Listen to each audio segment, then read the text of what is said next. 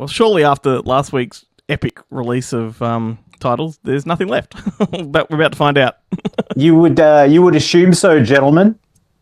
I did receive my Fall Guy Steelbook that I've been highly anticipating. Of course, it's arrived damaged, which broke my heart. No. So, yeah, I've got to take it into a store on the weekend and hopefully exchange it for a non-munted copy. But, I can't wait. I'm going to watch the extended edition this weekend, so I'll report back as to whether it improves upon a pretty perfect film or not. I think this could actually be my favourite film. Maybe your copy fell. Maybe it's part of the promotion. Yeah, it's true. It's like, no, they all come like that. They've all got their own unique dints. We drop them in the warehouse. So that... It's had its back broken. That's the whole. But the disc still works, right? Yeah. How's it going, mate? Good. Yeah, just been working so much. I had very little time to watch any of the old home media. Oh, look, I've been slowly working my way through that After Dark Neo-Noir Volume 3 set. I did manage to watch The Crossing Guard the other night, which I had not seen since video, and God, it's not great. Like, really? I remember it being infinitely better. Like, Nicholson's great in it, but it's just it's a film that's, I don't know, like, it's of its time in that there's so much of this slow-mo footage. There's a lot of visual sort of choices in the edit and in the cinematography that have really placed it in the 90s, and they're not things that are ever going to come back and be cool. And it's just, it's a bit of a mess, to be honest. But look, it's an enjoyable watch. Is that the one where Kari Wara plays a stripper? Is that the Crossing Guard? Possibly, because there are strippers. I just don't know the actress. She's the one from Sliders. She was in Sliders towards the end, and but that she's was in. I didn't see Sliders. I do remember that. I've not seen that since video, though. Yeah, you can clock that one off as like cutting his teeth as a director because he went on to make exactly. Yeah, he did. And look, so I did say like Heaven's Prisoners was probably the worst of the bunch, but no, Crossing Guard is. But admittedly, both films that I would happily revisit because they are kind of just pleasurable treats. And Nicholson's fantastic, and it's just a bit misguided, a misfire of a film. And then I also watched from that set, what was the last one I watched? Homicide, the Mammoth Homicide, which was terrific. It was great to revisit. I hadn't seen that one since streaming, so it was good to see it on disc. I picked up that Smoke and Blue in the Face box set last week. Oh, I've got to get that, yeah. The Blue in the Face was the aspect that I was more interested in because that's got a commentary and what it's got a brand new interview with Jarret Harris. And I mean, obviously I know the backstory of that film because it was sort of made off the rest of the budget from Smoke and 2 Days to Spare, but the way it was all improvised, there was no script whatsoever. It's just a fascinating story. Phenomenal, because there's so many talented people. Michael J. Fox, Jim Jarmusch, all these people coming in and just having these sort of inane conversations. Notice how you avoided Madonna's name there? Yes, wow. Yeah. Look, I love Desperately Seeking Susan. I think that's where it begins and ends for me. No one would recognise Madonna in that film because she actually looks like Madonna. In it. Yeah, I was going to say she looks human. Now she looks like the package in the movie comes in. So I have been working my way at that one. Oh, look, I lie. I have watched a bit of physical media because I finally watched The Holdovers on 4K, which I really enjoyed. Not my favourite Alexander Payne, but, very good film, and I can see it becoming a seasonal treat, like revisiting around Christmas time. The one thing I didn't anticipate was I'd gone to all the effort of importing the 4K, got it at a great price, $24 or $25 during the Prime sale. The film is the kind of film that isn't vastly improved by watching on 4K because of the old film stock aesthetic the ratio. So I put it on and I'm kind of like, did I put the right disc in? Is this the Blu-ray or is this the 4K? And then when I opened it up and looked and went, no, this is a 4K. But I love the aesthetic. Like, honestly, if you weren't familiar with the actors, I genuinely would have thought it was a film of, the late 60s, early 70s. It really nailed that aspect. And I think it's a film that I'll probably love more upon a second watch. It's just there was a lot of fever for this film, a lot of award nominations, wins. But I did thoroughly enjoy it, and it was incredibly moving. How about that old bung eye? It was so good. It was mesmerizing, and I was like questioning at times, and I'm glad it came up in the film. Which one is it? Which I was going to say, it's that one, isn't it? Could you tell in 4K which eye it was? But it did look stunning. An eye-popping film. An eye-popping extravaganza. So, no, I did manage to squeeze in some physical media this week, and there is one I'll talk about at the tail end, which will be my focus for the week. But moving on to this week's releases, look, like you said, last week was gangbusters for home entertainment. This week is a little lackluster. We've got some DVDs coming out from Defiant Screen Entertainment. Normally I would not talk about these, but I did have to mention this movie, Murder Company, which is a DTV war film coming out with Kelsey Grammer and William Moseley. Not to be confused with Bill Moseley, popular character actor, Chop Top from Texas Chainsaw Massacre 2. William Moseley, he was Peter in the Chronicles of Narnia series that came out, the theatrical series of films. And this film, it looks like I definitely would not even be curious to watch it. There was some contention over the cover art for that because it did have a big fat swastika on it, which has since been sort of, for some releases, been moved to the side.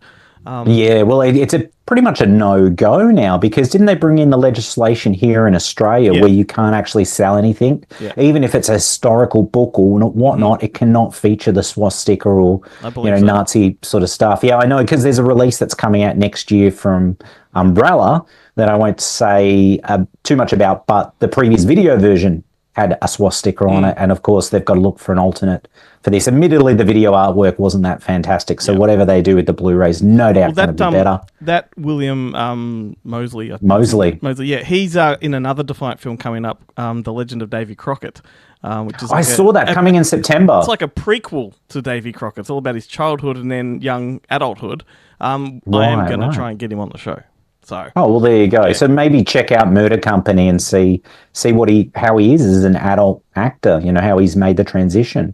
I do have another title. I just want to mention this one because it's got Abby Cornish in it, and it's a total DTV thriller. It has the most unappealing poster art or home entertainment package art. In fact, it looks like a Tubi original, and it's titled Detained. And I'd wondered where Abby Cornish had gone, but clearly to Defiant Screen Entertainment DTV releases. There's multiple artworks for this one.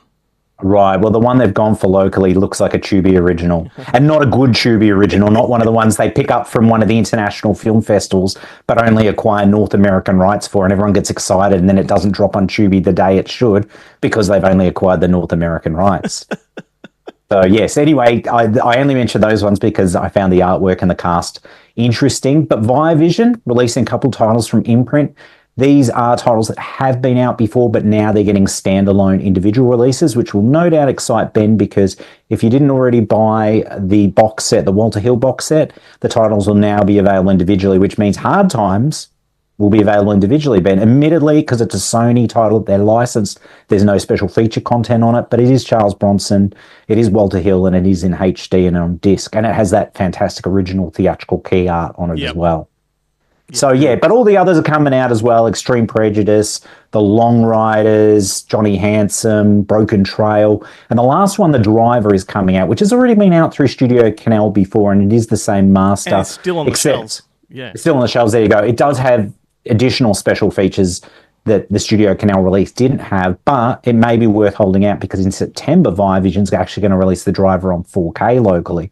So no doubt that will have a Blu-ray. 4K was in the box. It is in the box, but for some reason they've decided to not do them at the same time. I'm not sure. Could be because the 4Ks come from, at some end of the earth to get manufactured, and, who knows. But anyway, that is coming. Get people to buy the Blu-ray. That's true. Double dip. And get them to upgrade. Exactly. Of course, being these standalone standard editions, they don't have the slipcase, but they do port all the special features. So anyway, those are out this week. Madman's releasing, a Three Musketeers film. Kind of hard to get excited about. This one doesn't have Oliver Reed in it, and there's another one coming in a couple months' time. Is that time. the new one? Is that the new? Yes, it is indeed. Yes. With Eva Green. Quite. I think this is Eva Green is she in it? Is she? She in the French production, is she? Yeah, in the okay. The French no. Well, then that's definitely the case. Yeah, and this is the first of, I believe, a trilogy, because the second one Three Musketeers, D'Artagnan or something, and then the next one will be surely there have to be 4, right? Or are they going to? Oh well, yeah, I don't know. I guess it depends on how successful the first 3 are. They always fuck off poor Aramis for some reason. Like no one gives a shit because he's too religious. Even though he's also the one that fucks all the babes, he gets no love in the thing. It's always Porthos and Aramis and D'Artagnan, and no love for poor Aramis. It's outrageous. I just hope that this would have a renewed interest in Disney wanting to put out, Three Musketeers on 4K. Or even Blu-ray, because I'm not sure if I had a Blu-ray release. I was looking at my copy of Three Musketeers, the Disney one, and it's one of the first DVDs I ever purchased. It's a double-sided disc where you got to watch half the film and then flip it over. It's one of those first generation. I think I actually have a dual-layered version, I think. Yeah. That was reissued later. But yeah, that's a film that's crying out. What about that, with the flick of my wrist, I could change... Oh, no, sorry. I'll do the first bit, which is with a snap of my fingers, I could break your neck. And she goes, with a twist of a wrist, I could change your religion. Oh, magnificent. Rebecca De Mornay and Tim Curry, yeah? That movie is like Young Guns, Spanish style. Totally. Yeah, so that film's crying out for 4K release, but being Disney, probably never going to happen. Mm-hmm.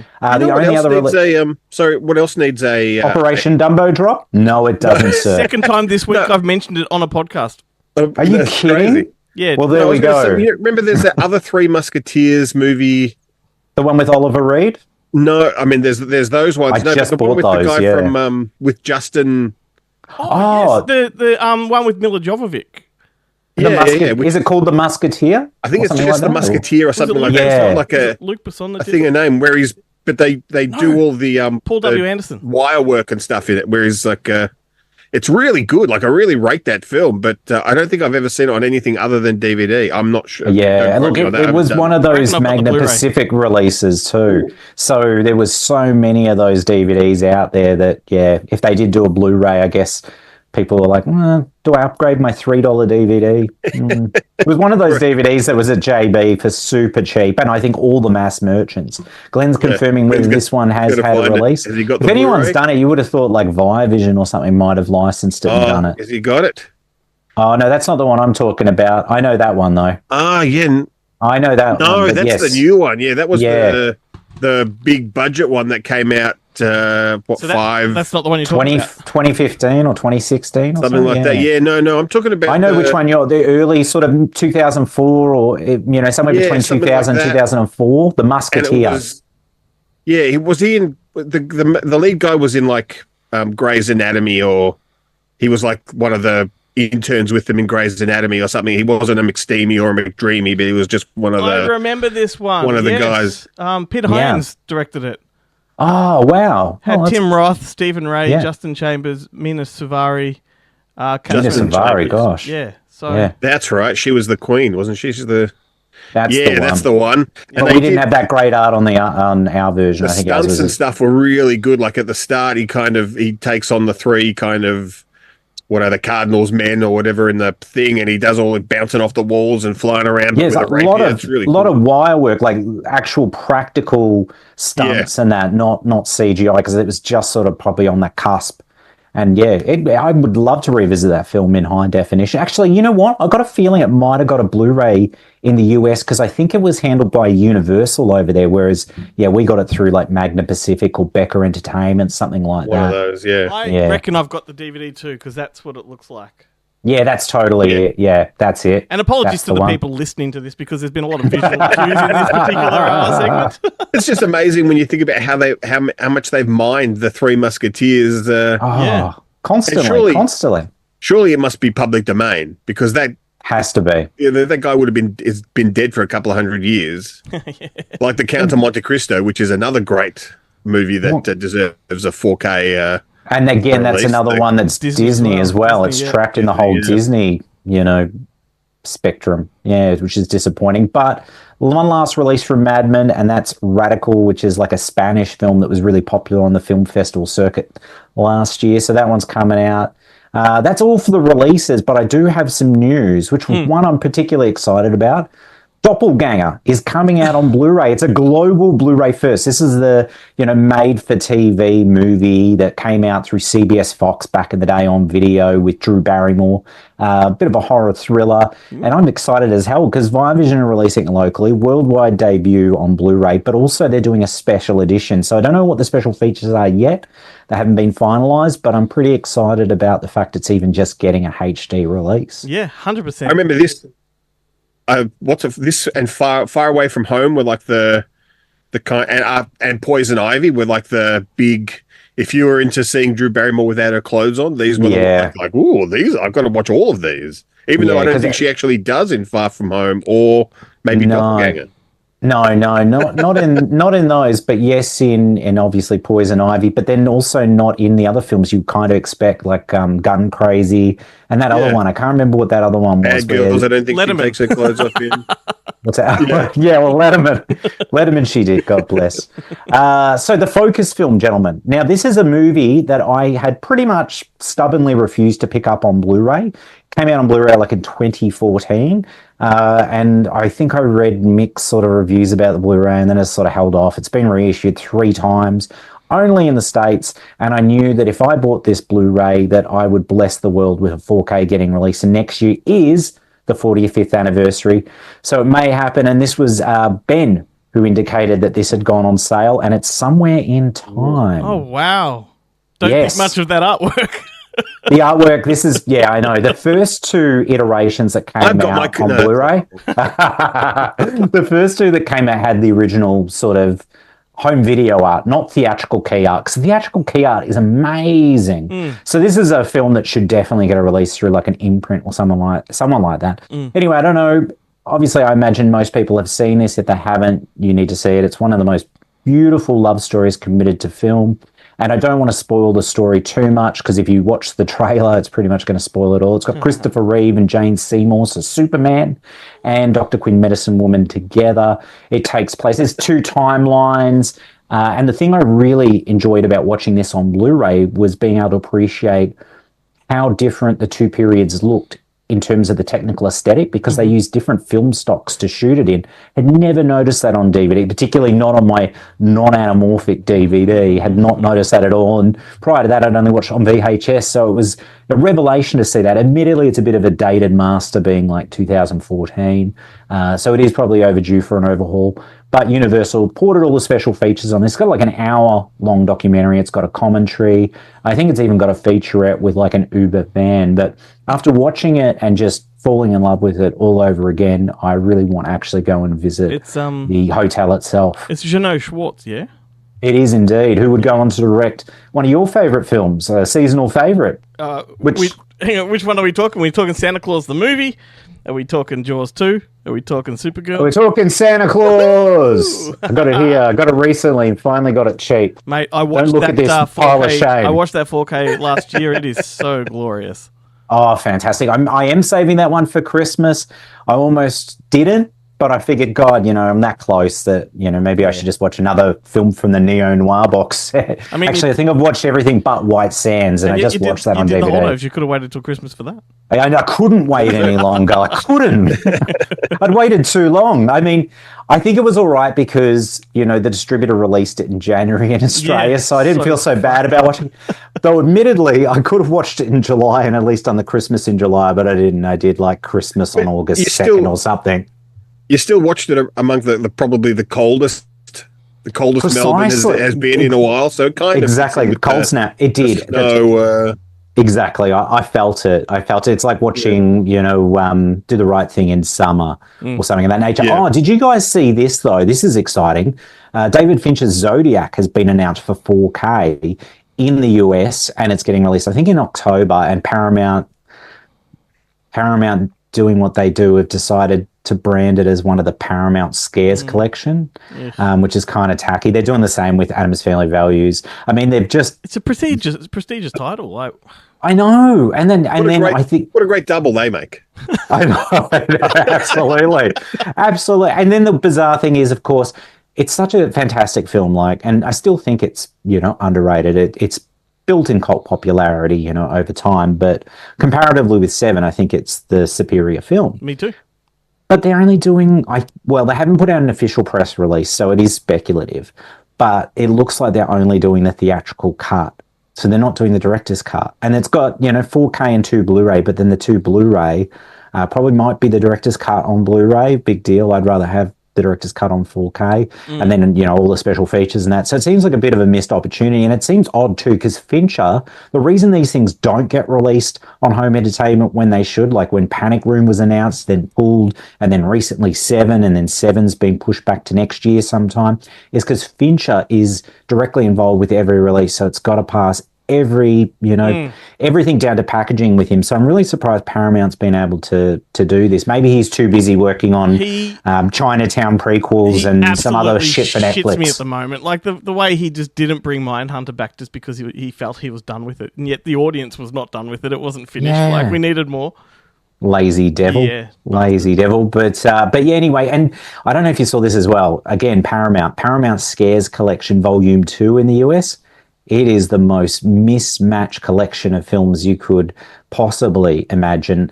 The main driver, and I guess the reason they put it in there because they want to sell box sets, is it's the only way to get Friday the 13th Part 2 on 4K is in this box set. But look, I'll let the listeners and I'll let you guys check out what else is in the box set, because I'm not going to do it justice. Your mind will be seriously blown as to how they could cobble these films together in a box set. It is literally the modern equivalent of paying to see the A film and then getting a B film as a bonus, but carrying that slight premium. Wow. Anyway, yeah, check it out. Check it out, gentlemen. So thanks for your time. And as always, until next time, stay physical.